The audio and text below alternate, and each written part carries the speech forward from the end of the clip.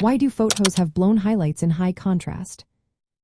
Have you ever taken a photo where the bright areas look completely washed out? This is often due to blown highlights, especially in high contrast situations.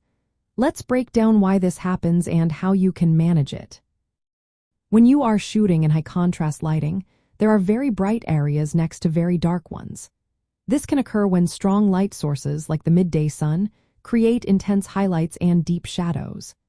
The camera's sensor or film has a limit on how much brightness it can capture. When the highlights exceed this limit, they lose detail and appear pure white, which is what we call blown highlights. One reason for this is the limited dynamic range of cameras. Dynamic range is the difference between the darkest and brightest parts of a scene that the sensor can capture at the same time. In high contrast scenes, this range often gets exceeded. As a result, the highlights clip, meaning they lose detail while the shadows may still show some information. Evaluative metering plays a significant role here. This system measures light across the entire frame to set exposure. In high contrast scenes, the meter tries to balance the exposure but often focuses on midtones. This can lead to a situation where the highlights are too bright and get clipped. Alternatively, if you expose for the highlights, the shadows may become too dark and lose detail.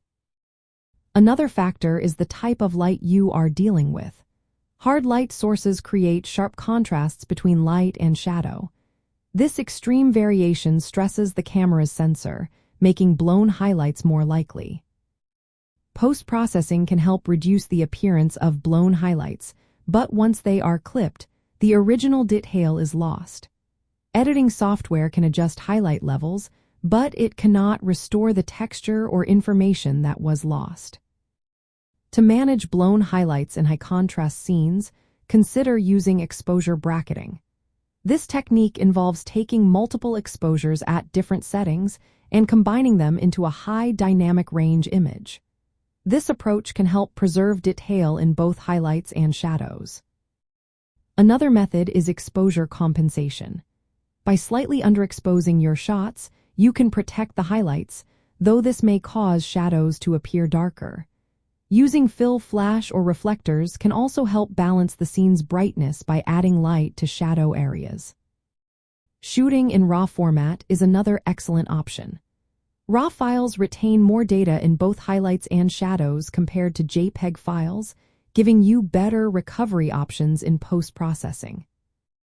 In high-contrast situations, blown highlights occur because the brightness range exceeds what the camera can handle.